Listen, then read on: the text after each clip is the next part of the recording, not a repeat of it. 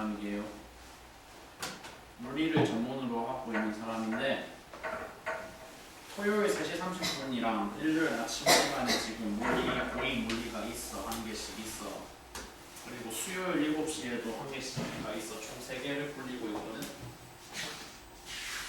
그 고인 물리를 할 때가 제일 좀 그리고 제 개인적인 만족도가 높은 시간대고 과목이 약간 걔네랑 강의를 할 때마다 느끼는 건데 제가 물리를 좀 잘하는 것 같아요.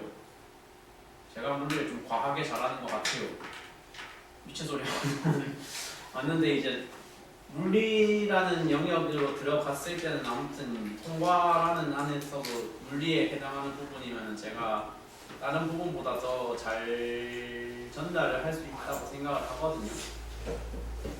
남은 저기 2월 동안 순서는 어떻게 진행을 할 거냐면 지금 일단 전자기 유도를 할 거고 통과 1의 마무리를 안 한 거는 알고 있는데 1의 마무리를 완전히는 다 못하고 아마도 끝날 때쯤에 그냥 통과 1을 안 하고 넘어가서는 안 되는 부분이 어디가 있냐면 그게 있어. 거기에 들어가는 나름대로의 물리가 있어. 역학적 시스템이라고 하는 사실 고위 물리 전문으로 하는 사람이 봤을 때 되게 쉬운 단원인데 얘네는 어려워하는 그런 유상한 단원이 있어. 거기를 마지막 주에 할 것 같아. 6월에 마지막에 할 것 같아.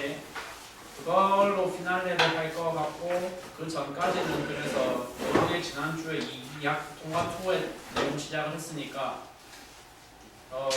마지막 주차하기 전까지는 통과 2의 내용들을 쭉 해볼 건데요. 오늘은 전자기 유도라는 거를 해볼 거고 다음 주부터는 2학기 화학을 할 겁니다. 그래서 들어보셨는지 모르겠는데 산화반응이라는 단원이랑 중화반응이라는 단원이 있어요. 그게 그리고 현재까지로는 일단은 다 어느 정도 합의가 되어 있는 통합화학이라는 과목에서의 킬러 단원들입니다. 다음 주부터 그래서 되게 어렵긴 한데 그러면 또 들으면 재미는 있는 통과수의 킬러 파트들을 할 거야. 작년에 이제 통합과학 내신을 저하고 같이 하시고 지금 2학년 올라가신 분들은 제가 화학을 좀 잘하는 줄 알아요. 근데 저 사실 화학 못하거든요. 인생에 딱히 화학이랑 접점이 없어가지고 물화생지 중에서 제일 자신 없는 게 화학인데 화학 잘한다는 이미지가 그 중화반응 그것 때문에 생겼거든. 개인적으로 그래서 제가 굉장히 선호하는 단원입니다. 그거 일단은 가기 전에 약간 2학기 단원에서 준킬러 역할은 충분히 또 할 수 있는 전자기 유도라는 부분을 같이 한번 해보도록 할게요. 평일에 시간 있죠? 평일에 그리고 시간 있으시면 클리닉 한 번씩 보십시오. 클리닉 오라고. 월요일이나 화요일이나 수요일이나 목요일이나 금요일 언제 와도 상관없거든. 제가 지금 좀 주식이 잘 돼가지고 주 7일을 나와도 특별히 힘이 되지가 않아요. 진짜로. 일주일 다 출근을 해도 하나도 지금 힘이 안 든 상태이기 때문에 물론 이제 그 고등학교 2학년 물리가 제일 좀 중요하니까 그 걔네를 다 불러내려는 목적으로 주 7일 나오고 있는데 내일도 나올 거고 화요일도 나올 예정인데 니네도 하는 김에 나와봐. 어쨌거나 오늘 할 부분이 물리니까 펼쳐봐. 아직 통과 2는 안 샀지? 5투는 그거 꼭 구입 안 하셔도 되고 그냥 나가는 유인물로 다 커버 가능하니까 이번 주 포함해서 남은 2월에 3주까지는 일단 이런 형태로 진행을 할게요. 보시라고요. 일단 제일 처음 시작하는 부분은 뭘서부터 시작을 하냐면 야! 핸드폰 놓고 더 봐 좀 씨. 에너지라고 하는 단어의 의미에 대해서 뭐 간단하게 표현이 돼 있어요. 일을 할 수 있는 능력을 에너지라고 한대, 정의를. 근데 이제 밑에 과학이라는 영역에서는 항상 실물 세계를 다루기 때문에 그 단위가 얼마로 기록이 되어 있는가가 되게 중요하거든. 니네가 3학년 2학기 졸업한 지가 지금 얼마가 안 지났기 때문에 저거 단위 처음 보는 게 아마 아닐 거란 말이야. 뭔가 기억 속에 좀 남아 있으실 거란 말이야. 저거 운동 에너지랑 위치 에너지 서로 보존돼야 된다는 거를 시험을 치고 졸업을 하셨을 거니까 그 운동 에너지랑 위치 에너지를 포함해서 물리에서는 에너지라고 하는 단어를 저런 형태로 정의를 하고 있어. 일을 할 수 있는 능력이라고.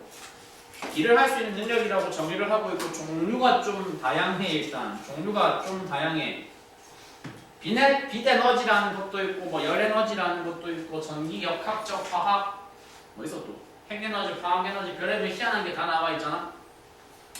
근데 두 번째 칸이 비어져 있는데 두 번째 칸이 왜 비어져 있냐면 빛에너지라고 하는 저거 옆에 그 아래에 부연 설명한 게 달아주셔야 될 것이 포함이 되어 있어서 그런데 이거 저기 제일 앞에 빅뱅이라는 단문을 할 때 제가 한번 말씀드린 적은 있는데 우주 현재 살고 있는 세계관에서는 우리는 빛의 속도가 빛의 속력이 뭐하다고 인정을 하고 있는 세계관에서 살고 있기 때문에 빛의 속도가 일정해요? 안 일정해요? 일정하다고 일단 보고 있는 그런 세계관에 살고 있거든. 광속값을 기호로는 C라고 표현을 하는데 그 C 값이 뭐하다고 불변값이라고 고정값이라고 상수값이라고 지금 우리는 취급을 하고 있는 그런 세상에서 살고 있다.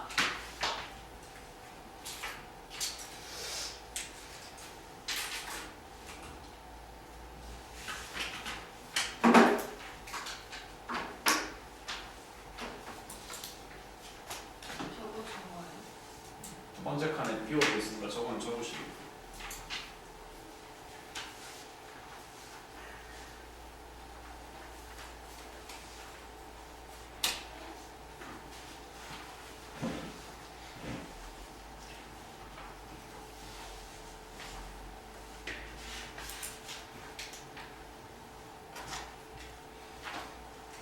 일단 근데 오늘의 메인 테마는 전기에서 나올 거기 때문에 전기라는 테마가 나오기 전까지 부분들은 그냥 편하게 들으시면 돼. 그다지 어려운 내용 없어. 주계열성이라고 하는 내용 처음 배우실 때 이미 나왔던 내용인데 태양이라고 하는 천체는 지금 이 순간에도 실시간으로 뭐를 하면서 그 내부에서 수소를 재료로 핵융합이라는 현상을 일으키면서 우리한테 빛과 열과 에너지를 공급을 되게 많이 해주고 있는 없으면 한마디로 바로 지구가 붕괴해버리는 그런 중요한 별이란 말이야. 수소 핵융합이라는 거는 재료를 뭐로 해가지고 뭐를 뽑아내는 거라고 저기 지금 표현이 나와 있어요. 수소 4개를 뭉쳐가지고 뭐 하나를 만들어내는 과정이라고. 헬륨 하나를 만들어내고 그 과정에서 질량이 깎여야 돼? 아니면은 일정해야 돼? 증가해야 돼? 일정해야 돼? 깎여야 돼? 질량 결손이라는 격식 있게 표현하면 질량 결손이라는 현상이 일어나면서 그 결손된 에너지에 부합하는 만큼의 빛과 열이 주변으로 방출이 돼가지고 우리 같은 행성에게 공급이 자연스럽게 되고 있는 형태란 말이죠. 질량이 감소가 된다는 거는 그러면 수소 4알갱이랑 헬륨 알갱이 1개의 질량을 비교했을 때 어디가 더 질량이 크다는 거야. 야, 왼쪽에서 오른쪽으로 갈 때 질량이 결손나는데 질량에 로스가 일어나는데 질량이 좀 깎여야 되는데 그러면은 얘가 질량이 더 커야 돼? 이게 질량이 더 커야 돼? 왼쪽이 당연히 더 커야지. 수소 알갱인데 얘의 질량이 더 크다는 거지. 저런 걸 수소 핵융합을 한다고.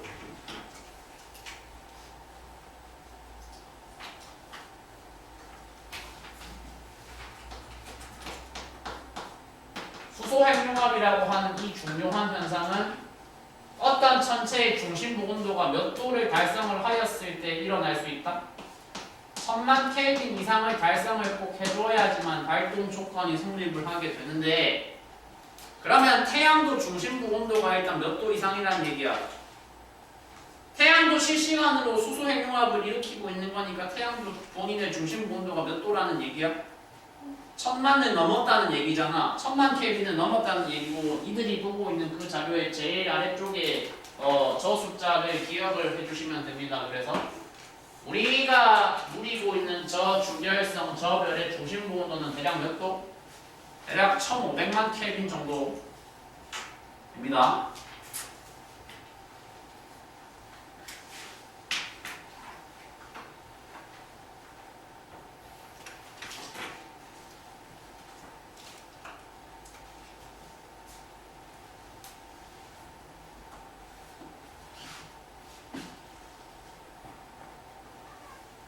그 다음에 나름대로 안녕하세요. 중학교 때 이들이 중학교 때 2학년 때 아직 그 순수함이 남아 있었을 그 시절에 태양 표면을 뭐라고 불렀어? 광구라고 불렀어. 그리고 광구에 무슨 문이 있다는 거 아마 외워서 시험 치셨을 거야.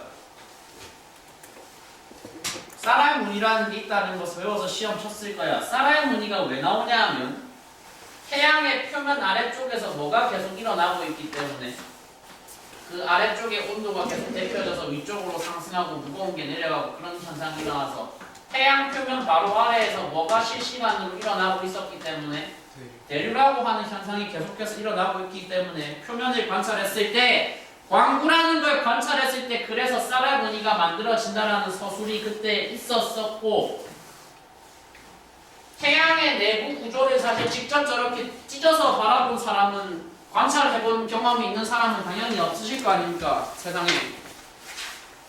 이거 네가 방금 될 건데.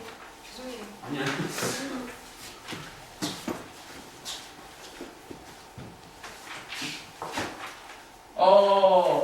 그래서 이 거대한 별의 내부 구성이 제일 안쪽에서 핵융합이 일어나는 핵이라고 하는 층이 있고 제일 바깥쪽에 대류층이 있을 때 그 사이를 메꿔주고 있는 가장 두꺼운 층의 이름을 우리가 복사층이라고 부르고 있어. 저거는 뭐 그냥 직접 관찰한 사람은 없을 거기 때문에 어디까지나 추정이지 않겠습니까? 추정. 그러니까 뭐 전문가들이 연구를 해서 핵 다음에 복사층 다음에 대류층이라는 게 있어야지 이렇게 말씀을 일방적으로 해주고 계시니까 우리가 그냥 받아들여야 되거든요. 받아들여야 되는데 주로 나오는 질문은 그런 겁니다. 그러면 저기서 태양은 수소 핵융합을 실시간으로 일으켜야 한다고 얘기를 했는데 핵융합은 저 태양이라고 하는 별에 태양이라고 하는 주계열성에 전 부분에서 다 일어나고 있는가 태양 전체에서 발생하는가 태양 전체에서 일어나는가라는 질문을 조금 빈번하게 던지는 편이거든. 맞다는 거야 아니라는 거야? 아니라는 거야. 어디에서만 일어나야 돼? 핵에서만 일어나야 돼. 심부온도 몇 도일을 달성한 곳이 어디밖에 없으니까. 심부온도 1000만 켈빈 이상 국제적으로 1500만에 달성한 장소가 지금 우리 별에서는 누구밖에 없기 때문에 중심부인 핵밖에 없기 때문에 눈점 떠봐 씨. 핵에서만 핵융합이 일어나는. 네.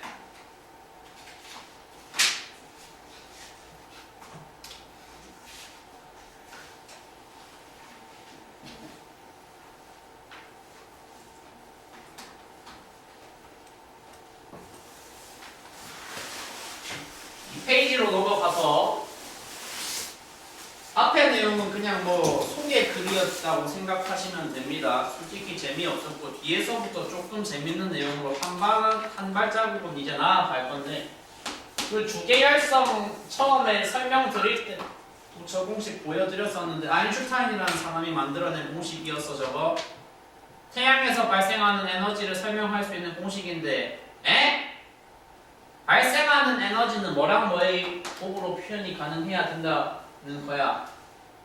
M항이 뭔데? M항이 한글로 읽으면 야! 질량 M항이 뭐라고? 질량이라고. 질량에다가 뭐 곱하면 광속 제곱을 곱하면 그때 정의가 되는 게 별에서 발생하는 에너지란 말이야. 어쩌라고 싶으실 거죠? 뭐 어쩌라고 싶으실 건데 이제 이 방정식이 이 이퀘이션이 설명해주는 대상은 화학 반응이 아닙니다. 화학 반응이 아니야. 화학 반응이 아니고 철저히 무슨 반응으로만 설명이 될 거냐면 핵 반응으로만 설명이 될 건데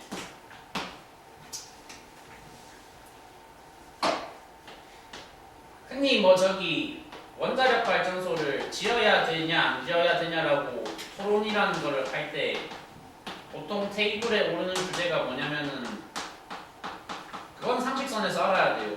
그러니까 원전이라는 걸 지으는 게 좋으냐 안 좋으냐 토론을 할 때 우라늄을 재료로 뭘 일으킨다 토론을 할 때 핵 분열에 대해서 토론을 하는 걸까요? 핵 융합에 대해서 토론을 하는 걸까요? 니네가 보통 알고 있는 일반적으로 저기 바닷가에 지어서 전기 뽑아내는 우라늄을 재료로 해서 돌아가는 원 발전소는 전부 다 핵분열 발전소를 말을 하는 겁니다.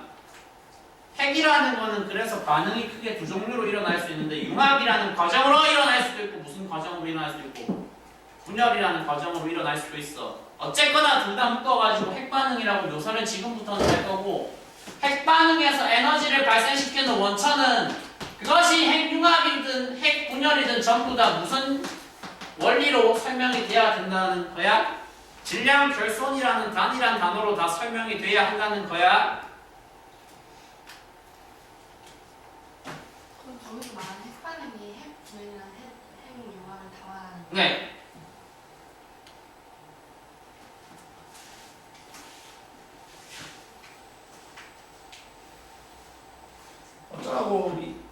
어쩌라고 이 새끼야 라고 물어보면 지금부터 조금 심각한 아니 그냥 재밌는 내용으로 좀 들어갈 건데 이제 이들이 주기율표는 다 접수를 했다고 생각을 하고 있으니까 18번 원소 뭐야? 18번 원소 혹시 뭔지 아니? 오, 그러니까 이제 외웠다의 기준은 저렇게 뭐냐고 물어봤을 때 번호 물어봤을 때 대답이 나오는 게 외웠다의 기준이 돼야 되거든. 18번 아르곤 뭐 15번 인 거꾸로 물어봐서 동소 몇 번 5번 이 정도로까지 기계적으로 대답이 자판기처럼 튀어나오는 게 시험을 치르기 위해서 이상적으로 추구해 주셔야 되는 외웠다의 기준입니다. 알았어요? 그럼 지금 내가 쓴 세 개는 일단 앞 번호 20번까지 전체 다 외우는 건 나중에 한다 치자. 당장은 못 외웠다 치더라도 앞에 세 개 끊어놨어. 몇 번이야? 똑바로 앉아봐. 몇 번이야? 1번, 2번, 3번이야. 근데 니네가 생각하는 거 이상으로 원소 기호라는 건 담을 수 있는 정보의 양이 생각보다 많아. 지금까지 배운 건 기껏해야 그냥 저거 원소 기호 알파벳 하나 단어만 다 띄워놓은 거였단 말이야. 이제는 근데 추가해봐야 돼. 뭘 추가해봐야 되냐면 정보를 추가할 수 있는 자리들이 사실은 한 2억 개 정도 더 있다라는 사실을 지금 이제 새롭게 업데이트를 해주셔야 된다는 겁니다. 어느 자리와 어느 자리가 그림에 표현이 되어 있어요. 왼쪽 하단 자리와 왼쪽 상단 자리가 표현이 되어 있어요. 왼쪽 하단에 기록돼야 될 정보가 뭐라고 나와 있어? 원자 번호래. 원자 번호. 수소 원자 번호는 몇 번이니까? 1번이니까 그냥 왼쪽 하단에 1 써버리면 되고 헤듐은 2번이고 리튬은 3번이고 이게 그러니까 원래 니네가 알고 있는 범위의 지식이었단 말이야.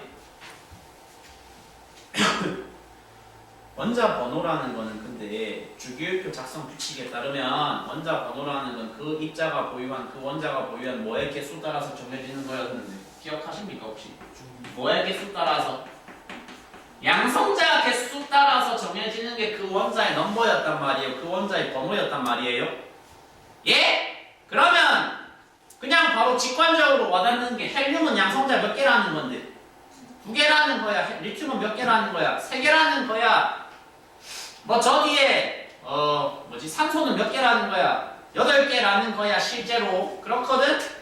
왼쪽 하단에 들어가는 정보의 내용이 뭔지는 이제 납득했어. 이제 알겠어. 눈 좀 떠볼래. 왼쪽 상단에 올라가는 정보가 인생 살면서 처음 들어보는 어떤 단어가 한 개 나와 있는데 그걸 질량수라고 지금 표현을 하고 있단 말이야. 질량수가 뭐게? 모르죠. 근데 지금 처음 듣는 거니까. 뭐냐면 저번에 혹시 1월 초인가요? 기억이 정확히 안 나는데 원자를 구성하고 있는 소규모 입자들 여러 가지 중에서 그 원자의 질량을 측정하는데 개입을 안 하는 게 누구랬어? 원자를 구성하는 건 양성자가 있고 중성자가 있고 하나 더 뭐 있어? 전자라는 게 있고 전자 질량은 마치 뭐랑 같은 거라고? 그러니까 이제 머스크 재산 옆에 내 재산 이런 느낌으로 얘기했는데 조만간 티가 날 것 같아요. 농담입니다. 주식이 아무리 올라도 그건 도저히 티는 안 날 것 같은데 그러니까 전자 질량은 없는 건 아니야. 있긴 있는데 너무 작아서 얘네 2개랑 붙여서 비교했을 때는 그냥 0에 가깝게 취급을 하는 거였단 말이야.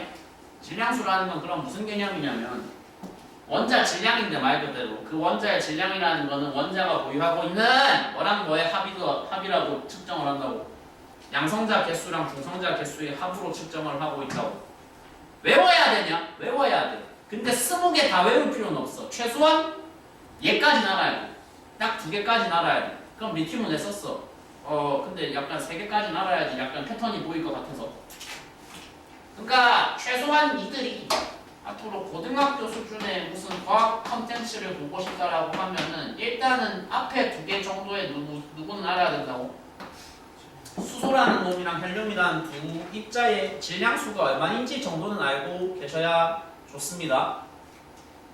에? 외우세요. 이거 2개는 수소는 질량수 1짜리고요. 스탠다드한 수소는 질량수 1짜리라고 알았어? 스탠다드한 헬륨은 질량수가 4짜리야. 기왕 썼으니까 얘까지 쓸게. 스탠다드한 리튬은 질량수 7짜리야.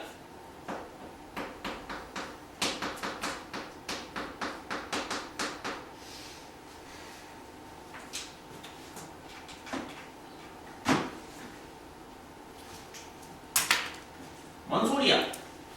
옆에 물어보는 이거는 무슨 소리야? 그러면 각 입자들의 중성자 개수는 그럼 몇 개로 기록이 되는가요? 라는 질문을 지금 구석으로 던져드리고 있어.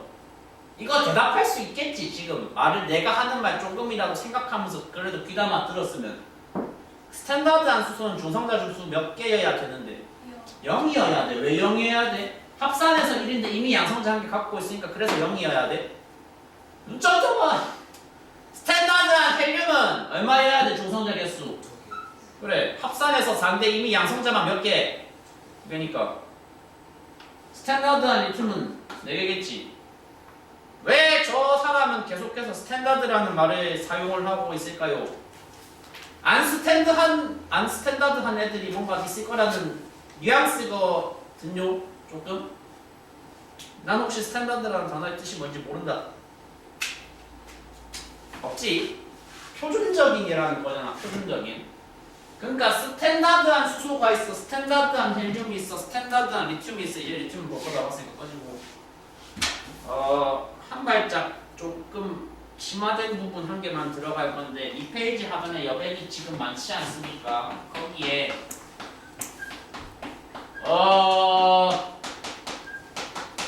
과장, 허세, 사기 이런 거는 한번 하려고 마음 먹었으면 좀 과감하게 해야 되거든요. 제 경험상. 그래야지 오히려 더 잘 먹히거든요. 제가 진짜 농담 안 하고 지금 고등학교 2학년 물리 저한테 듣고 계신 분들한테는 무슨 멘트까지 치고 있냐면 물리에 있어서는 내가 하는 말이 예수님 말씀이다 이런 헛소리까지 하고 있거든. 혹시 교회 다니는 사람? 예수님도 근데 항상 맞는 말만 하는 건 아니고 되고 그래서 비슷해. 여기도 이 단어, 이 개념은 물리에서도 엄청 중요하고 화학에서도 되게 중요해. 많이 중요해. 단어 뜻은 일단 이렇게 쓰고 갈게. 동위원소라고 하는 개념은 원소와 원소 간의 어떤 관계를 나타내는 표현인데 어떤 관계에 해당하는 표현이냐. 얘는 두 원소가 서로 보유하고 있는 뭐는 같은데 양성자 수는 같은데 보유한 뭐에는 차이가 있는 관계를 우리가 유식한 용어로 뭐라고 부른다? 익스프레션을 좀 하세요. 야! 따라해봐요. 뭘 하라는 게 그러니까 익스프레션을 해봐. 양성자 수는 같은데 중성자 수는 다른 관계를 무슨 관계를 뭐라고 한다고? 동위원소라고 한다고. 그러면 지금까지 스탠다드한 수소에 대해서 아주 길게 얘기를 하고 있어. 양성자 몇 개라는 거야? 1개야. 양성자는 당연히 원자 모델에서 원자 모형에서 어디에 들어가 있어야 돼? 센터에 콕 박혀 있어야 돼. 센터에 양성자가 있고 저 수소가 전기 중성 상태가 유지가 되기 위해서는 사이드에 전자 몇 개만 딱 돌고 있어야 돼. 내가 지금 그리고 있는 게 무슨 그림 그리고 있어? 그냥 스탠다드한 일반적인 수소 그림 그리고 있어. 그림 잘 봐라. 스탠다드한 수소 그림 그렸어. 동위원소라는 건 그럼 무슨 감성이냐? 무슨 느낌이냐? 동위원소라는 거는 어떤 관념이냐? 뭐는 같아야 된댔으니까 양성자 수는 같아야 된다 하였으니까 센터 양성자 한 개는 그대로 고정픽으로 갈 건데 뭐는 다르대? 중성자 개수가 다르대. 근데 애초에 스탠다드한 수소는 중성자가 없었으니까 저기서 다르려면은 뭐가 되는 거 말고 없어. 증가밖에 없겠지. 그러니까 센터에 뭐가 한 개 딱 끼어 들어가는 중성자가 하나 끼어 들어가고 양성자 개수는 변동이 없었으니까 마찬가지로 전기 중성이 유지되려면 전자는 어쨌거나 한 개가 계속 유지가 돼야 될 거야. 저런 걸 동위원소라 그래. 김지현 선생님 저런 거 뭐라 한다고요? 써놨잖아. 뭐라 한다고? 동위원소라 한다고. 장모는 화장실 좀 갔다 올. 동위원소라 한다고.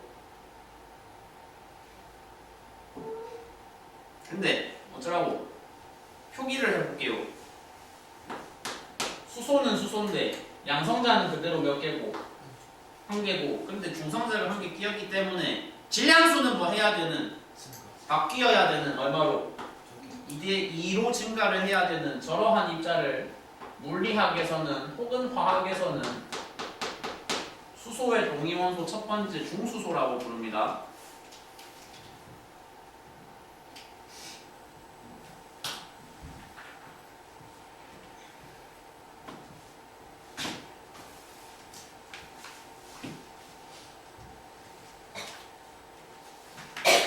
어쩌라고? 이러라고. 매우 재밌게도 매우 특이하게도 수소는 근데 동위원소가 어디까지 뻗을 수 있다? 중성자가 최종적으로 2개까지 붙을 수 있다.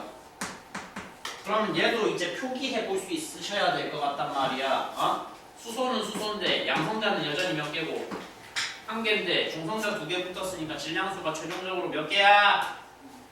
이런 걸 뭐라 그러냐면 그 뭐 가끔 후쿠시마 같은 원전 사고 터지면 꼭 방사능 유출된다고 할 때 지면상에 언론상에 함께 거론되는 어떤 물질이 있어. 그게 무슨 수소라 그래? 들어보셨는지 모르겠는데 그런 걸 삼중수소라 그래. 얘도 수소의 동위원소야. 후쿠시마 어쩌고랑 같이 언급된다고 했으니까 좋은 건 아니겠죠?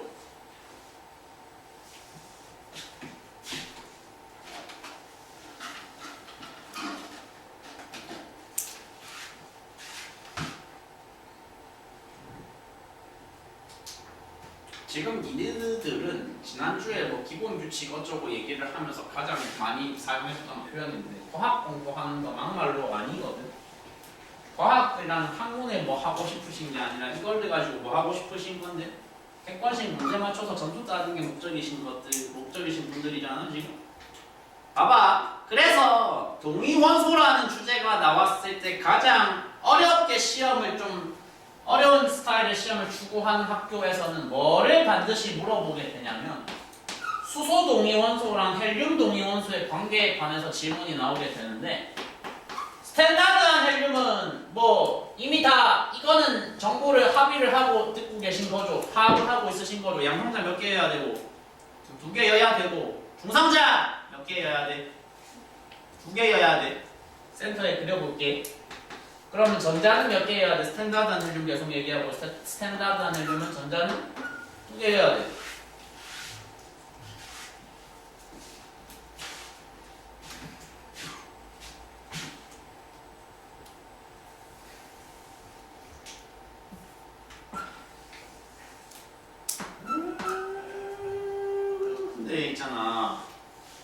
근데 있잖아 동위원소의 정의를 다시 읽어볼게. 동위원소의 정의가 뭐라고 했어?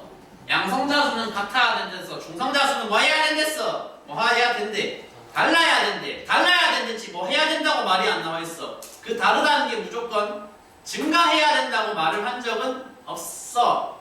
그잖아. 수소는 왜 증가했는데? 애초에 없었으니까 증가하는 거 말고 없었던 거고 얘는 좀 타정이 다르단 말이야. 쟤는 다르잖아. 왜 다른데? 왜 다른데? 중성자가 애초에 깔린 중성자가 몇 개가 있으니까 2개가 있으니까 쟤는 달라진다고 할 때 어떤 옵션이 가능하다는 건데 감소한다는 옵션이 가능한다는 거야. 감소한다는 옵션이 가능하다. 그러니까 얘가 뭐다? 헬륨은 헬륨인데 원자 번호는 양성자 수는 여전히 2개인데 질량수가 뭐가 찍혀버리는 3이 찍혀버리는 그런 매우 특수한 헬륨이다. 야! 화장실 갔다 와. 저걸 뭐라 한다고? 헬륨의 뭐? 떠났잖아. 헬륨의 뭐? 동위원소라고 한다고. 동위원소. 니네가 시험 내는 사람이면 그러면 뭘 출제를 하고 싶겠냐?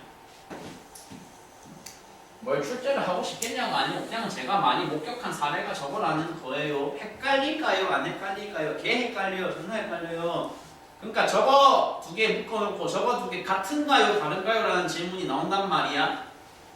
뭔 개소리야? 당연히 다르지. 그러니까 다 지우고 다 가리고 이렇게 그림만 띄어놨을 때 구분이 돼야 돼. 누가 헬륨이야? 누가 삼중수소야? 그리고 둘이 같아 달라? 당연히 달라. 정체성이 달라. 정체성이 애초에 그 정체성이 다른 거를 표현하는 입자가 누군데? 마지막 질문에 대해서만 대답을 한번 해봐. 그러니까 양쪽 입자는 지금 정체성이 완전히 다른데 그 정체성 다르다는 걸 티나게 표현하는 놈이 누군데? 누구 같은데? 전자지. 그래. 전자거나 아니면 양성자거나. 양성자 두 개, 중성자 한 개랑 중성자 두 개, 양성자 한 개인 입자는 서로 완전히 무슨 관계라고요? 완전히 다른 관계입니다. 그거 같다고 취급을 못합니다. 절대로. 알았죠?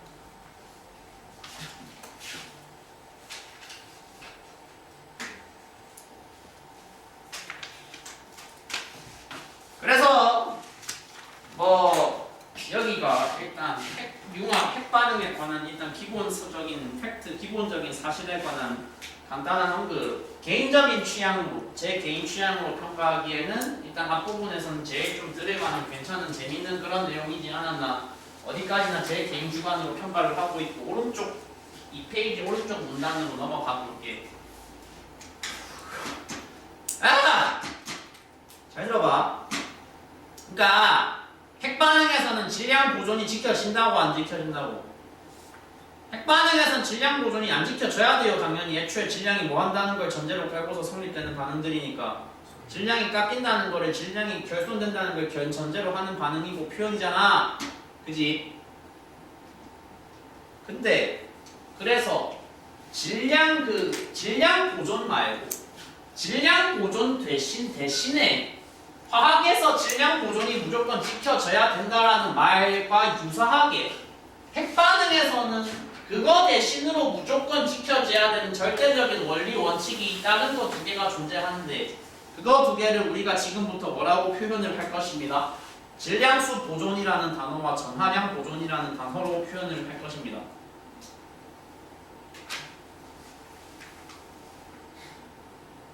이거 있잖아. 방금 근데 한 말을 좀 그래도 들으실 때 주의 깊게 들었으면 뭔가 이상한 부분이 있어야 돼. 쟤 아까 뭐랬냐? 저 사람 아까 뭐랬냐면 질량 보존은 성립을 한댔어 안 한댔어?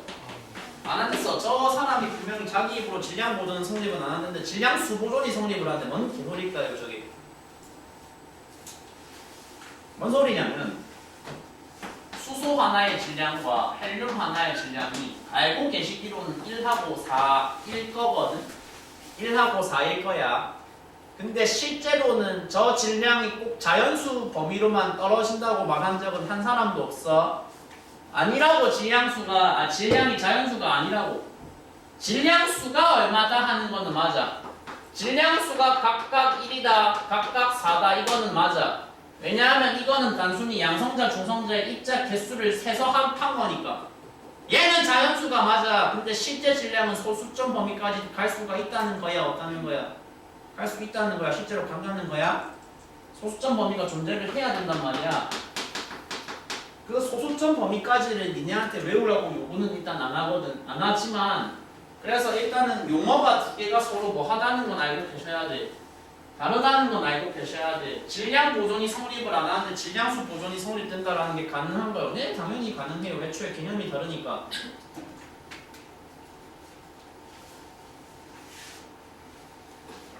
쉬는 시간이 10분씩 두 번이 좋은 것 같습니까? 15분에 한 번이 좋은 것 같습니까? 물론 뭐 어차피 의견을 들어도 내 마음대로 결정할 것 같긴 한데 그냥 10분씩 두 번으로 할게요. 제가 원래 통합과학은 항상 그런 스케줄로 진행을 했기 때문에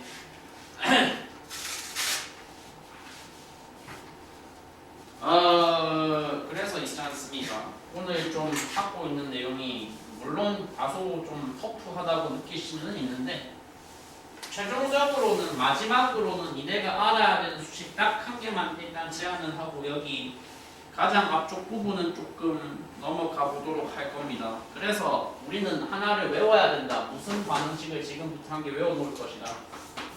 수소핵융합 반응식 하나를 조금 많이 디테일한 버전으로 한 개만 알아놓을 겁니다.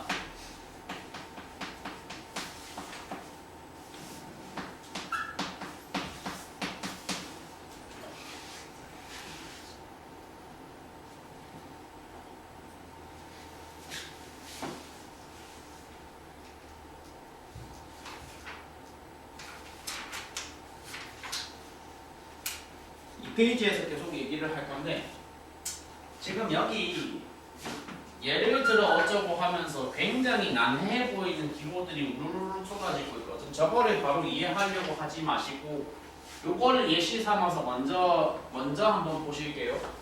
수소핵융합이라는 거는 굉장히 피상적으로는 그냥 대충 이렇게 수소 4개 뭉쳐가지고 헬륨 된다라는 게 원래는 피상적으로 전달하는 방식이고, 근데 나름대로 좀 사이언티픽하게 디테일하게 들어가면 사실은 그냥 수소가 아니고 거기 들어가는 게 수소가 아니라 그냥 수소, 스탠다드한 수소가 아니라 구체적으로 뭐가 들어간다. 다 동위원소가 개입을 한다라고 일단은 디테일하게 표현을 먼저 하거든.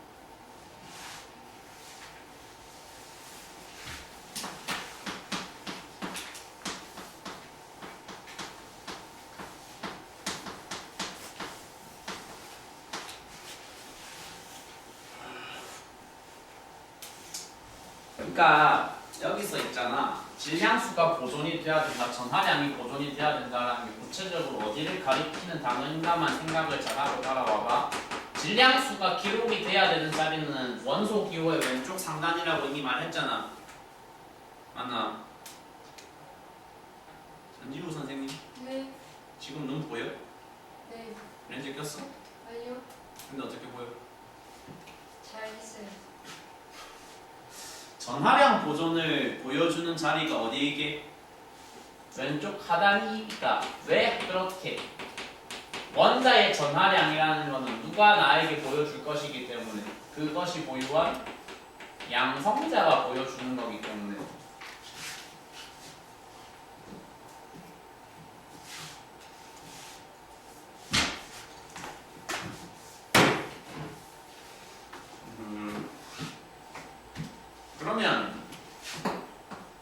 그러면 어쩌라고? 결과물이 뭐가 튀어나오는지를 빠르게 적어 드릴게요. 헬륨이 튀어나와요. 헬륨이 튀어나와요. 야, 일단 받아 적기 나중에 하고 한번 봐봐. 지금 이 여기까지 완성을 했을 때 질량수 아니 전하량 보존 지켜졌어 안 지켜졌어? 지켜졌어. 왼쪽 하단에 찍혀있는 전체 숫자가 다 유지가 됐어 안 됐어? 왼쪽 오른쪽에서 됐어. 왼쪽에서 총 얼만데? 총 얼만데? 합쳐서 2야. 왼 오른쪽에도 2야. 이건 된다고. 젠 됐어. 젠 됐어. 근데 뭐가 안 됐어? 위에 왼쪽 상단 비교해 보니까 질량수가 왼쪽에서 오는데 여기서 아직 얼마밖에 없어?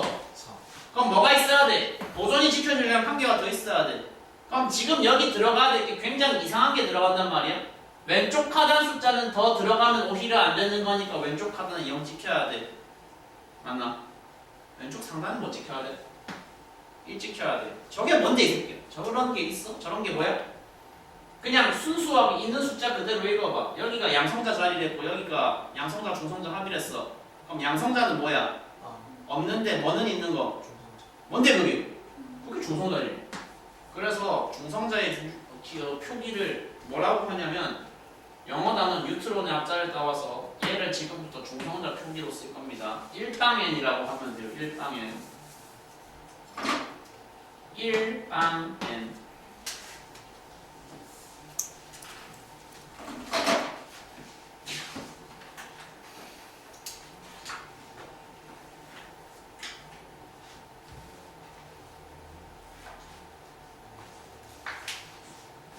까지 들으신 내용을 기반으로 바탕으로 해서 이 페이지 오른쪽에 확인 문제 딱 4개 빈칸 채우기 아주 깔끔하게 예쁘게 나와 있는 것들이 있거든. 채워 봐봐.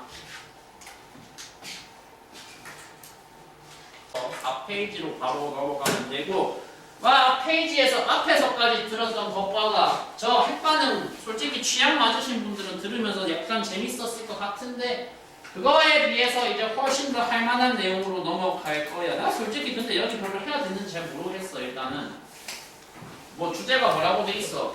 태양 에너지의 전환과 흐름이라고 돼 있어. 아까 앞에서 어떤 지구상에 존재하는 여러 에너지들이 케이스가 뭐뭐뭐 있었냐면 핵 에너지라는 게 있었고 뭐 있었어 뭐 화학 에너지, 뭐 역학적 에너지, 열 에너지, 빛 에너지 기타 등등 있었잖아. 지구상에서의 대부분의 에너지는 죄다 어떤 애가 공급을 해주는 거야. 죄다는 아니야. 거진 대부분 누가 공급해주는 거겠어 당연히. 제가 공급을 해주는 거겠지.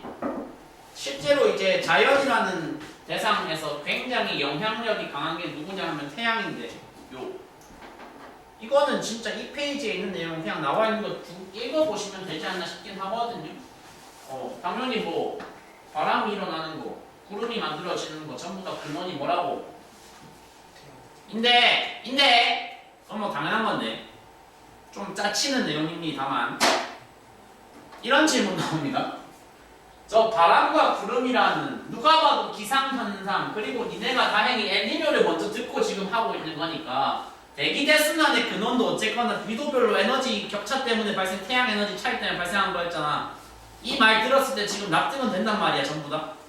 되게 짜치는 질문이 뭐가 나오냐면 여기 열 에너지라는 표현을 빛 에너지로 바꿔가지고 맞지라고 질문하는 거 굉장히 자주 나와. 통과라는 과목 성격상 그렇게 사람 낚으려고 하는 거 많이 나온단 말이야. 바람과 대기 순환과 해수 순환과 기상 현상의 근원은 태양의 빛 에너지라고 하면 맞다 아니다 대답이. 아니라고. 솔라 에너지라는 거는 태양이라는 거는 크게 종류가 뭐 아니면 뭐로 쪼개지는데 빛도 주고 열도 주니까 빛 에너지도 존재하고 열 에너지도 존재하는데 근데 기상현상을 일으키는 근원은 그 둘 중에 뭐라는 거고 열 에너지라는 거고 그건 빛은 하는 일이 없냐 이 새끼야. 있겠지.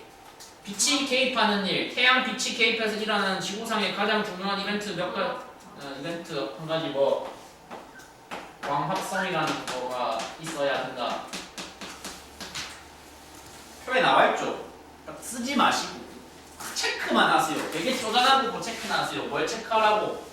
그러니까 바람과 구름이라는 현상의 근원은 열이네. 근데 광합성이랑 저 밑에 사람이 개입한 태양 광발전이라는 거의 근원은 뭐네? 빛 에너지네. 와 되게 하기 싫은데 어쩔 수가 없다. 해야 돼. 그럼 태양 때문에 바람이 부는 네.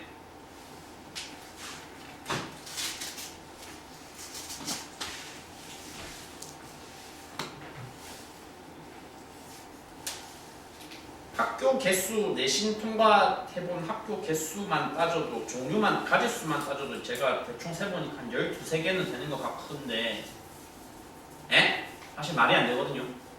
학교 개수 좀 줄여서 해야 되거든요. 그래야지 사람이 좀 시간도 잘 쓸 수 있고 뭐 저번에 말했던 것처럼 대진고 같은 일정 이상하게 잡아놓은 학교들도 대응이 가능하고 그런 건데 그래도 아무튼 가지수를 되게 많이 늘려서 하다 보니까 장점 중에 하나는 뭐가 있냐면 대충 학교들에서 무슨 소재를 선호하는가는 확실히 알고 있어. 뭐 선호하는지 알고 있어. 모든 학교가 거의 공통적으로 왜 그런지 모르겠어. 통합과학이라는 과목에서 되게 좋아하는 단어가 일단 뭐라는 건 그래서 내가 그 많은 가지수를 치다 보니까 확신을 할 수 있어.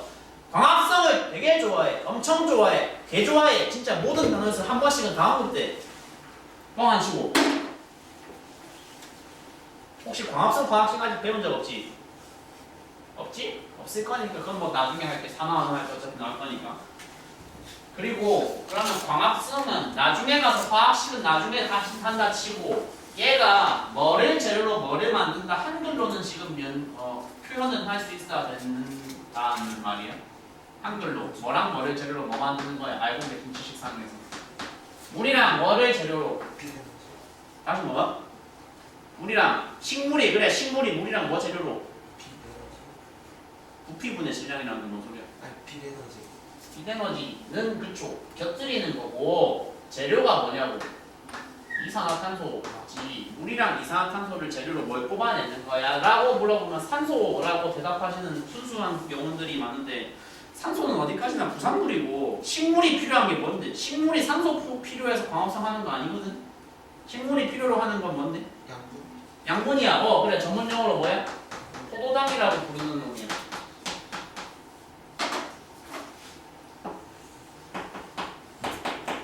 모르겠어요. 그냥 과목 컨셉을 누가 잡은 건지는 모르겠습니다만 언제부터 그랬는지도 모르겠지만 과목이 되게 좋아해요. 뭘 좋아해요? 포도당이라는 단어와 광합성이라는 단어를 매우 격하게 사랑해요. 사랑해요. 그래서 포도당이라는 대상도 좋아하고 그 포도당은 그러면 어떤 에너지에 포함이 되는가를 또 되게 좋아하거든. 그게 무슨 에너지에 들어간다는 건데? 화학 에너지에 포함이 되는 사례다라는 게 거의 뭐 종류 안 가리고 모든 학교에서 겁나 빈출 주제 소재 중에 하나란 말이야. 포도당은 무슨 에너지다? 에너지다. 먹어본 적 있어 저거? 먹어봤다고? 맛있구나. 병원에서 뭐 저 좀 힘들어요 하면은 아니면 쓰러질 것 같아요 그러면은 간혹 가다가 가서 맞을 수 있는 수액 그게 이제 포도당이라고 하던데 됐고 이거 있잖아 5페이지에 또 확인 문제가 나름대로 있는데 내가 아직 솔직히 5페이지, 4페이지에 있는 내용 앞에 애들처럼 막 엄청 자세하게까지는 설명을 안 했거든. 5페이지는 니네가 앞에 페이지랑 그냥 왔다 갔다 읽으면서 풀어도 좋으니까 해보시는데 참 하기 전에 야 1-1번 내가 이런 것 때문에 이 과목 자체를 약간 마음에 안 들어 하는 거거든. 이게 무슨 상관이야 막말로. 물질에 저장되어 있는 에너지가 핵 에너지가 맞냐 아니냐 이런 질문이 나온단 말이야 실제로. 일단 대답이 뭐냐면 X야. 핵 에너지는 핵 반응에 사용된 에너지라는 게 일단 정의상 맞는 표현인 거지.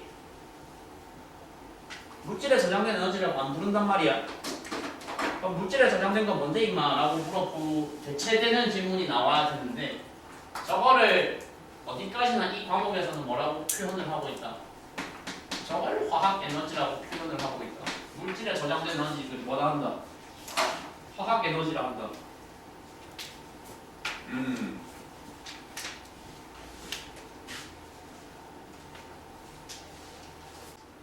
부모님하고 심각하게 한번 얘기를 누가 지금 주식 갖고 계시냐고 주식 갖고 계시냐고 진짜요?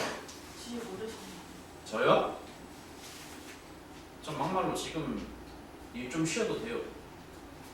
그러니까 내가 지금 진짜 진심으로 하는 말인데 일을 지금 돈 때문에 해야 될 처지는 지금 좀 아니게 됐거든. 막 엄청 바로 은퇴도 될 정도의 부자가 이건 아닌데 그냥 한 어디 세계 여행 잠깐 떠나도 될 정도 됐단 말이에요.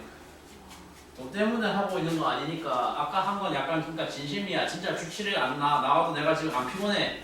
통장 계좌를 보면 별로 안 피곤해. 그러니까 니들도 나와. 약간 반쯤은 재능 기부한다는 마인드로 하고 있거든. 내가 지금 재능 기부를 하면서 돈은 왜 쳐봤냐고 물어보면 그건 나 혼자 결정할 수 있는 부분이 아니라 좀 죄송하긴 한데 꼬시락거리지 마. 그러니까 니도 그거 하지 마. 그러니까 나와. 평일에 나오라고 하는 거 나와. 뭐 일단 제가 지구과학 지난주에 한 것도 솔직히 난이도 리미트 해제하라면 얼마든지 할 수 있고 이것도 해제하려면 얼마든지 할 수 있어요. 어려운 컨텐츠 원하시면 달라고 하세요. 줄게요. 근데 그거는 이제 공통된 시간에는 하기가 어려우니까 가지고 와서 평일에 길게 안 하고 한 1시간 안쪽으로 통과가 뭐 그렇게 길게 할 거 없거든. 1시간 안쪽으로만 와가지고 질의응답할 수 있게 해드리니까 뭐 진짜 뭐 월화수목금 다 나올 수 있는 상태니까 필요하면 나와 봐봐. 알겠지? 종합은 그리고 뭐 난이도 조절 이런 거 없어. 그냥 내용 자체가 어렵기 때문에 그냥 그거는 하던 대로 할 거야. 일단은 6페이지에 있는 거 간단하게 한번 시작을 할게. 약간 그래서 주식 너무 그러니까 다른 얘기 아니고 너무 부정적으로 바라보실 필요가 없고 요새 있잖아. 요새 비유적인 표현으로 진짜 그런 말 많이 하거든. AI라는 게 이제 제2의 전기다 그런 말 많이 한단 말이야. 제2의 전기다. 뭔 소리예요?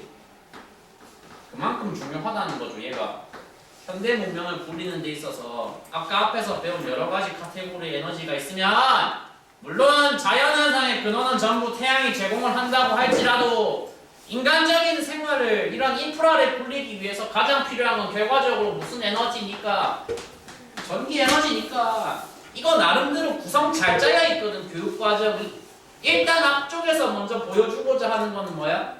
전기 에너지의 필요성에 대해서 먼저 니들한테 설득을 하는 거야. 존나 많이 필요하다는 거야. 인프라를 굴리려면. 에? 아니 그러니까 뭐 언제까지 뭐 원시인처럼 그렇게 태양 에너지만 의존해서 할 수는 없잖아요, 우리가.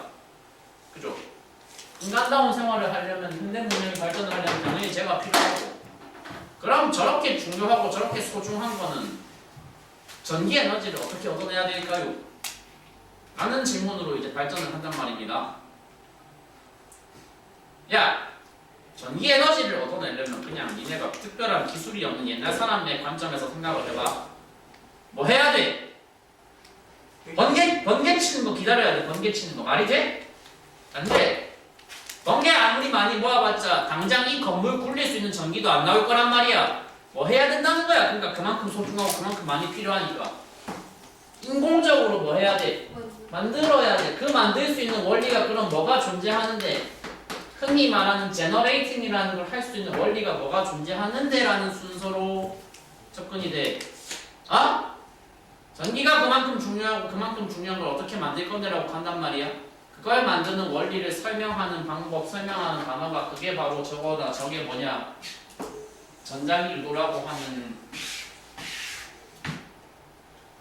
너무 중요한 단어인데 니네가 3학년 2학기 때 저 소재로 시험 치긴 쳤어. 여기 나오는 단어들 지금 처음 보는 거 아니란 말이야. 불과 2, 3개월 전까지 봤던 단어들이란 말이야. 그치? 맞는 말이야. 그러니까 코일이라는 단어, 자석이라는 단어 나와 있고 그림을 바로 참고해 보시면 되겠죠? 밑에 그림 참고해 보시면 코일과 자석 사이가 서로 뭐 하고 있을 때 우리는 인공적으로 전기를 뽑아낼 수가 있다. 코일과 자석 사이가 서로 뭐 할 때? 뭐 하고 있는데 그 그림상에 서로 뭐 하고 있는데 서로 지들끼리 서로 뭐 할 때 서로 가까워질 때 아니면 자석과 코일 사이의 거리가 서로 뭐 할 때 멀어질 때 가까워질 때 혹은 멀어질 때 가까워지거나 멀어지거나 뭐는 아니라는 거야. 둘 사이 거리가 뭐 하면 안 된다는 거야. 뭐 한 경우만 빼고서는 우리는 전기를 만들어낼 수 있는 일단 기반 기술은 갖추고 있다는 거야. 둘 사이 거리가 일정하게 만약에 뭐가 된다면 일정하게 유지가 되는 경우 이 케이스에는 소리 내지 말라고. 유도전류가 생긴다고 안 생긴다고? 안 생겨. 그러니까 번개 같은 이벤트에 의존하지 않고 안정적이고 인위적으로 전기를 뽑아내려고 하면 유도라는 과정을 거쳐서 유도 전류를 뽑아내야 하는데 유도 전류를 뽑아내기 위해서는 기본적으로 뭐랑 뭐가 서로 뭘 해야 된다고? 자석이 있고 코일이 있을 때 자석과 코일이 서로 뭐 하거나 이것만 아니면 되는 거니까 일정하게 거리가 유지되지 않고 서로 간에 뭐 하거나 가깝게 다가가거나 아니면 서로 간의 거리가 서로 뭘 하거나 멀어지거나 가까워지거나 멀어지거나를 하면 우리는 코일이라는 데서부터 인공적으로 인위적으로 그 소중한 전기를 지금 뽑아낼 수 있다고 얘기를 하고 있거든. 뭐 하거나 뭐 하거나 하면 가까워지거나 멀어지거나 하면 가까워지거나 멀어지거나를 하면 되는데 그거를 매우 지금 격식 있는 표현으로 여기서 뭐라고 묘사를 하고 있어? 둘 사이에 두 물체 사이에 뭐가 있을 때 상대 운동이라는 게 생긴다면은 그러면은 코일에는 뭐가 흐르게 된다? 유도 전류라는 것이 흐르게 된다. 전류랑 유도 전류가 더 작은 개념이에요. 그건 아니고 뭐 굳이 따진다면 더 작은 개념이죠. 유도된 전류니까. 그럼 전자기 유도 되려면 전기를 아예 못 만들어요? 아니요, 그건 아닌데 마찰 전기라는 것도 만들 수는 있지. 마찰 전기라는 것도 만들 수는 있는데 효율에서 확 차이가 날 거거든. 효율에서. 그 중학교 2학년 때 이거 아마 해봤을 건데 우메 법칙이라는 거 그때 시험 쳤잖아. 뭐 병렬회로, 직렬회로 그런 거. 뭐 그래 오른손도 좀 강화받고. 전류라고 하는 대상은 기호로는 I를 사용하거든. I를. 전류라고 하는 대상이 고등학교 과탐에서 만약에 언급이 된다면 물어보는 대상은 무조건 둘 중 하나야 아니면 둘 다야. 그러니까 정해져 있어. 전류라는 대상에 대해서는 묻고 싶은 대상은 무조건 정해져 있어. 잘 들어 씨. 잘 들어.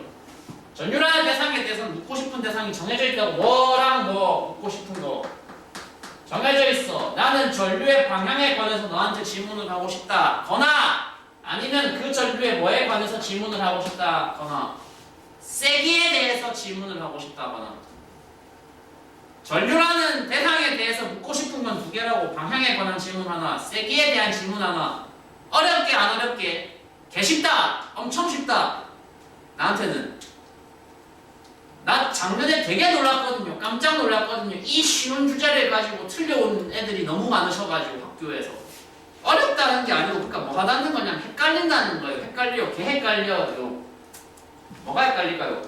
방향이 헷갈릴까요? 세기가 헷갈릴까요? 방향이 헷갈려요. 예, 방향이 되게 이내가 헷갈려 해요. 모르겠어요. 왜 그런지는 나도 모르겠거든. 일단 오늘 한번 체감해봐. 나의 선배들은 뭐 때문에 여기서 틀리는 바보짓을 했을까? 일단은 세기는 상대적으로 안 어렵댔거든. 세기에 관한 정보는 저게 끝이야. 유도 전류는 야 생각해봐. 전류가 지금 뭐 하면 좋겠어? 그러니까 전기가 필요하댔어? 안 필요하댔어? 소중하댔어. 소중하니까 전류 세기는 발생한 전류 세기는 세면 좋을까 안 세면 좋을까? 셀수록 좋겠지. 그러니까 언급하는 주제는 항상 어디로 간다고? 유도 전류 세기를 키우려면 그러면 나는 뭘 해야 되는 대로 간단 말이야. 유도 전류 세기를 키우려면 뭘 해야 되는 대로 간단 말이야. 여기 나와 있는 거 세 개만 알고 있으면 돼. 자석 세기를 뭐 하게 하거나 사용하는 자석을 센 걸 애초에 쓰거나 아니면 어쨌거나 코일하고 자석이 서로 상대 운동을 해야 발생한다고 했으니까 그 상대 운동하는 속도를 어떻게 하거나 최대한 나와 있잖아 어떻게 하거나 빠르게 하거나 그것도 아니면은 코일이라는 거는 그 밑에 나와 있는 그림처럼 선을 칭칭 감아놓은 물건이니까 그 감은 선의 감은 횟수를 어떻게 하거나 최대한 촘촘하게 많이 감거나 셋 중 하나를 하거나 보통은 셋 다 하겠죠. 셋 다 해가지고 유도전류 세기를 최대한 뭐 할 수가 있다고? 강하게 만들 수가 있어. 세게 만들 수가 있어. 세기에 관한 내용은 저게 끝이야. 외우면 되는 거냐? 막말로 외우면 돼. 사실 수식이 한 게 있어. 저거를 설명하는 수식이 있어. 근데 그건 안 보여줄 거야. 그것을 이해하는 게 더 어려울 거니까 그냥 일단 말로만 하고 갈게. 유도전류 세기는 뭐 하면 된다고? 키우고 싶으면 자석을 센 걸 쓰거나 빠르게 움직이거나 많이 감으면 된다고. 저게 만약에 객관식 질문으로 나오면 헷갈릴까요? 안 헷갈려요. 뉘앙스가 이상하거든요. 자석을 약한 걸 쓰면 제 전류가 세게 나오는데 이게 이상하거든요. 이거만 봐도. 그건 안 낚인다고. 낚이는 주제는 그러니까 일반적으로 정해져 있어. 어디로? 그 밑에 그걸로. 디렉션에 대한 질문으로 거의 일반적으로 정해져 있어. 근데 이거 물화생지 중에 물리죠. 물리죠. 물리는 건 어떤 아니죠. 그러니까 이거는 운동이라고 보통 생각하는 그거는 역학이라고 부르는 물리예요. 역학이라고 부르는 물리. 이거는 보통 표현하기로는 역학이 아닌 물리이기 때문에 비역학이라고 부르거든. 비역학. 아? 주접 잠깐만 떨자면 제가 역학은 한강위에서 제일 잘하거든요. 한강 위쪽 지역에서는 제가 역학을 제일 잘하거든요. 검증은 못하고 있지만 비역학은 역학만큼 잘하는 건 아닌 것 같아. 비역학은 역학만큼 잘하는 건 아닌데 약간 그런 감성이야. 아이유가 연기하는 감성. 둘 다 잘하는데 어쨌거나 고점은 어디가 더 높은 거니까 그분이 가수로서 더 높은 거니까 못하는 건 아니다. 확실하게 얘기하자면 잘하는데 역학 마냥 날라다니냐 그것까지는 아닌 것 같다. 뭐 그래 그런 감성. 개소리 한번 들어봤고 그러니까 봐봐. 그냥 이거 컨셉만 한번 이해하면 돼. 컨셉만. 그리고 지난주에 이어서 이걸 하고 있기 때문에 조금 니네가 받아들이기 편한 부분 하나가 있어. 기본 규칙 뭐 몇 번째인지는 정확히 기억 안 나는데 북방구에서 풍향 정할 때 써야 되는 손은 어디랬어? 오른손이랬어. 내려오는 공기 방향에다가 뭐 감으라고 했어? 오른손 엄지 붙이랬어. 진짜 똑같은 얘기 한 번 더 할 거야. 한 번 더 할 거야. 한 번 더 할 건데. 한 번 더 할 건데 그거 하기 전에 일단 자기장이라고 하는 굉장히 심오하고 중요한 주제 간단하게 한 번만 털고 갈 건데 뭐 여기 있네. 막대자석 한 개를 상상해서 한번 그려봤어. 야! 막대자석을 그려봤다고. 니네가 상식선에서 알고 있는 거 한번 정보를 표현을 해봐. 자기장의 방향은 당신들이 알고 계시기로는 N극에서 S극이 맞는 것 같아요. S극에서 N극이 맞는 것 같아요. 야! N에서 S가 맞아. S에서 N이 맞아. 자기장 방향 원래 니네가 알고 있기로. 찍어봐 그러면 어차피 둘 중 하나잖아. 어디서 어디가 맞아? n에서 s가 맞아. 어디에서는 맞게. 자기장 방향이 어디서 어디가 맞다고. from n to s, n에서 s가 맞다고. 어디에서는 자석의 외부에서는 그 표현이 맞아. 자석 외부에서는 그 표현이 맞아. 외부에서 맞다는 게 뭔 소린데? 내부에서는 마치 다르다는 말로 들린다? 맞아요. 내부에서 다르다는 말을 하고 있는 거야. 자석 내부에 발생하는 자기장 방향은 어디서 어디를 향해야 한다고 물리학적으로 법칙이 정해져 있어. 완성돼 있어. 처음 알았으면 지금 알아야 돼. 확실하게 쟤는.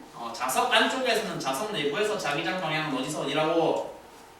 자석 내부에서 어디서 어디라고. S에서 N이라고. 선생님 어디서 어디라고? 자석 내부에서 어디서 어디라고? S에서 N이라고.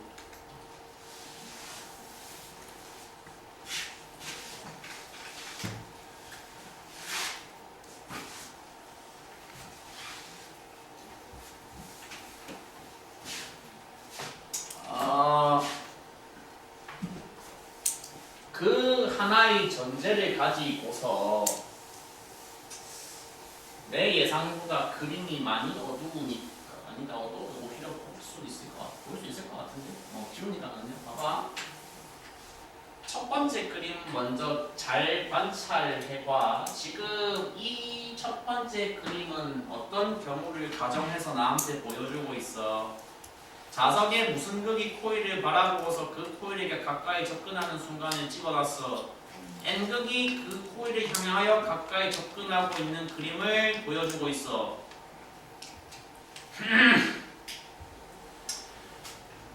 자연과학의 감성이라는 건 좀 그런 거야. 항상 뭘 좋아하냐면 유지, 보존, 균형, 순환 이런 걸 되게 좋아해. 유지, 보존, 균형, 순환, 평형 이런 거 되게 좋아해. 나 당장 지난주만 해도 복사평형 좋아했고 그리고 대기순환과 해수순환이 일어나야 되는 이유도 위도별 불균형이 너무 심하기 때문이었잖아. 비슷한 감성이야. 코일의 관점에서 느끼시기에, 코일에서 보시기에 이렇게 외부에서 자석이 외부의 자기장이 나에게 다가오는 거는 얘가 봤을 때 좋은 거다 안 좋은 거다? 안 좋은 거다. 별로다. 아니 그러니까 나는 그냥 외부에서 뭐가 날 건드리는 것 자체가 너무 싫다고. 외부에서 나한테 발생시키는 변화 자체가 너무 마음에 안 든다고. 네가 다가오는 게 싫다고. 뭐가 다가오는데? N이 다가오고 있잖아. N극이 다가오는 게 싫어. 나는 N극이 네가 다가오는 게 싫기 때문에 최대한 뭐 하고 싶은가 하는 감성. 네가 다가오는 걸 최대한 내가 그것을 방해하고 싶다, 늦추고 싶다는 감성. N극이 다가오는 걸 최대한 방해하려면 지금 얘기하는 건 좀 상식선의 대답일 것 같아. 질문일 것 같아. 자석은 서로 같은 극끼리 밀어내, 다른 극끼리 밀어내. 같은 애들끼리 밀어내. 네가 다가온다면 나는 대응을 어떻게 할 거냐. 여기서 달아나는 건 불가능하기 때문에 최대한 당신이 내려오는 속도를 늦추기라도 하고 싶어서 위쪽을 스스로 뭐를 만든다는 얘기야? 위쪽에 스스로 자기장을 만들어 버린다는 얘기야. 스스로. 다가오는 놈이 마음에 안 들기 때문에 그 다가오는 놈하고 같은 극을 만들어서 최대한 뭐 하려고 한다고. 니를 어떻게든 최대한 밀어내고 싶어서 노력을 한다고. 안 맞지 않았어? 안 맞지 않냐? 위쪽이 뭐가 된다고? N극이 됐다고. 코일에서. 코일의 위쪽이 N극이 돼. 코일의 위쪽이 N극이 되면은 자연스럽게 반대쪽이 무슨 극이 돼야 돼? S극이 돼야 되겠지. 코일이 일종의 가상의 뭐가 된다고 생각을 하시면 됩니다. 코일이 일종의 가상의 자석이 된다고 생각을 하시면 됩니다.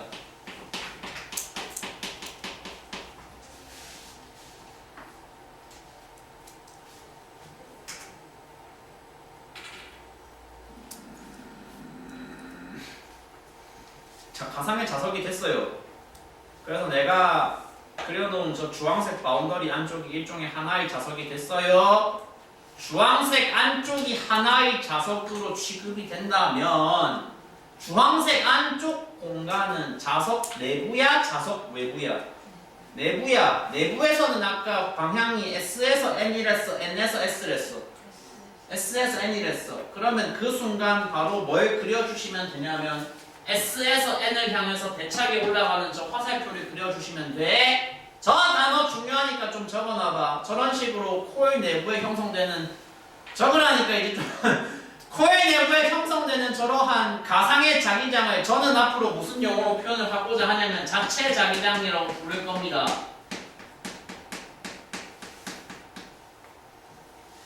자체 자기장이라고 부를 겁니다.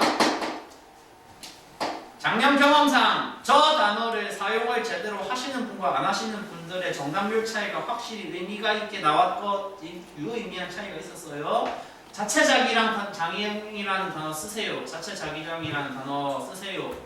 교과서에는 참고로 안 나옵니다. 뭐 정석적인 단어가 아니라는 그거 있죠. 자체 자기장의 방향이 결정됐다. 자체 자기장의 방향이 세팅이 됐다. 그 순간 내가 해야 될 다음 행동은 뭐냐면 저 대차게 솟아오른 자체 자기장 화살표에다가 마치 고기압의 풍향을 따질 때와 같이 오른손 엄지를 척하고 감아주시면 돼. 오른쪽 엄지를 감아주면 된다고. 마찬가지잖아 지난주에 했던 얘기랑. 그러면 인간 신체 구조상 엄지 방향이 결정되면 무조건 뭐가 따라오는데 나머지 손가락들 감기는 게 따라와. 그러면 이 경우에 지금 감겨있는 나의 내 손가락 방향을 따라서 형성되는 게 그 코일러스의 뭐의 방향인 거라고? 유도전류 방향이야. 야 그러니까 다시 엄지가 누구 방향? 자기장 방향, 전류 방향. 엄지가 자기장 방향, 전류 방향. 자기장 방향일 때 그때 따라오는 이 오른손 내 손가락의 커브가 뭘 의미를 해야 된다고? 누구 방향 의미해야 된다고? 전류 방향 의미해야 된다고.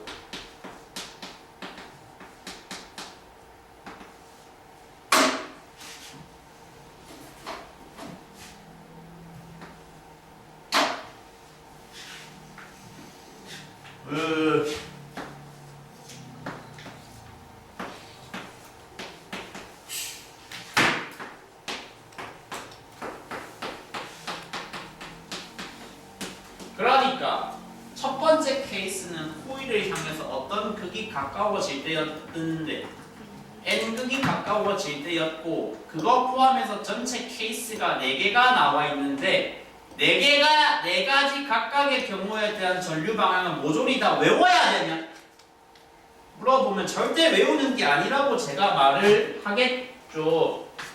종이 잠깐 봐주시면 그래서 지금 잡고 있는 저 첫 번째 그림에서는 그 그림상에서는 전류의 방향은 그 그림에서의 알파벳으로 어디서 어디라고 나와 있어요? B에서 A에서 B라고요? B에서 A잖아요, 그죠? N극이 가까워질 때 B에서 A였습니다. 맞죠? 케이스가 왜 4개일까 생각을 해보면 내가 통제할 수 있는 요인이 몇 가지이기 때문에 2가지이기 때문에 그래. 2가지를 서로 뭐로 통제할 수 있기 때문에 둘 중 하나로 통제할 수 있기 때문에 경우의 수가 몇 가지라는 거야. 그래서 2 곱하기 2여서 4가지라는 거야. 지금 한 말은 알아들었지. 통제할 수 있는 요인이 2가지인데 여기서 2개를 쓰기라고. 그러니까 총 4개야. 그러니까 통제할 수 있는 요인이 뭔데? NS를 통제하거나 아니면 뭘 통제하거나 뭘 통제하거나 가까이 멀리를 통제하거나 야 맞아요? 자석의 극을 N을 밑을 바라보게 하거나 S를 바라보게 하거나 둘 중 하나가 되고 아니면은 뭐가 된다고? 자석을 가까이 붙이거나 자석을 위로 멀리 떼거나 둘 중 하나가 된다고. 2개를 컨트롤 할 수 있기 때문에 전체 가지수가 4개야 라는 말은 바로 납득이 안 되시면 수학학원 가봐. 일단 가서 물어봐. 과학학원에서 강사님이 2개니까 4개다 얘기를 하던데 왜 그런 거냐. 경우의 수 간단하게 일단 말씀드린 거고 생각해봐. 먼저 볼게요. 통제할 수 있는 요인이 2개야. 첫 번째 케이스 기준으로 N 가까이 기준으로 저기 마지막 케이스는 S 멀리라는 케이스는 통제할 수 있는 요인이 2개인데 2개를 뭐 한 거야? 다 뒤집은 거야? 하나만 뒤집은 거야? 다 뒤집은 거야. 마치 이건 어떤 감성이냐면 동전을 2번 뒤집는 거랑 같은 감성이야. 동전 2번 뒤집었다는 게 뭔 소린데? 앞면 2번 뒤집으면 뭐 나오는데? 앞면 나오겠지. 앞면 한 번 뒤집으면 뒷면 나오고 뒷면 한 번 더 뒤집으면 앞면 나오잖아. 이한비 100원 뒤집으면 뭐 나와? 뭐? 100원 뒤집으면 뭐 나와? 100원 뒤집으면 어떤 분 나와?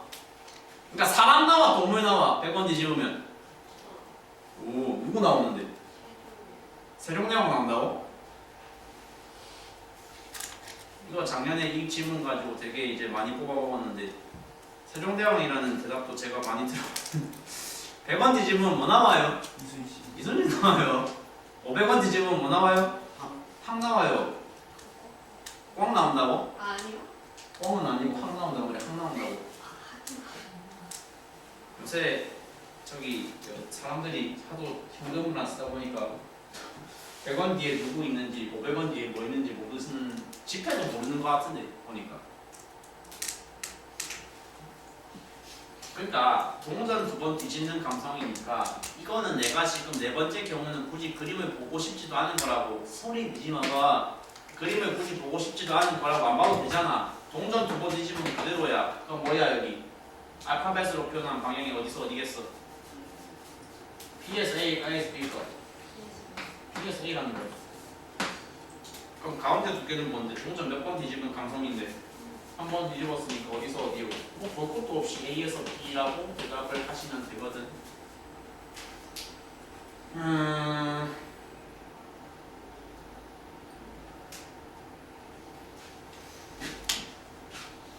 뭐 간단하게 이미 결론은 내놨고 맞는지 검토만 간단하게 해보는 관점에서 여러분 첫 번째 경우는 코이 느끼시기에는 뭐라고요? 어떤 변화라고요? n이 뭐 하는 변화라고요? 가까이 오는 변화라고요. n극이 가까이 오는 변화라고요. 마음에 든다고 안 든다고? 든다고 안 든다고? 안 든다고? 뭘 끄덕끄덕해? 마음에 안 든다고 n이 다가오는 게 마음에 안 든다고. 다가오는 게 마음에 안 들면 떠나는 거 마음에 들겠어 안 들겠어? 마음에 들어요. 어? 마음에 들어요. 들겠지 그래. 원래는 들어야 되는데 지금 이거는 자연과학의 감성으로는 뭐라고? 사람 간의 일이라면 당연히 오는 게 아니면 가면은 감사합니다 이렇게 돼야 되는데 이상하게 자연과학의 감성으로는 뭐라고? 오는 것도 싫은데 가는 것도 싫다 이거야. 뭐 어쩌라는 거야. 그래서 가는 게 싫으면 뭐 해야 되는데? 땡겨요. 그쵸 잡아야죠. n극이 멀어지는 게 싫어. n극이 멀어지는 게 싫어. n극을 잡고 싶어. 그럼 위쪽을 나는 스스로 무슨 극으로 만들면 되는 거야? n극을 당기려면 무슨 극이 돼야 돼? 표현하라고 무슨 극이 돼야 돼? n극을 당기려면 s극이 돼야 돼. 위쪽이 s였으니까 여기가 n극이고.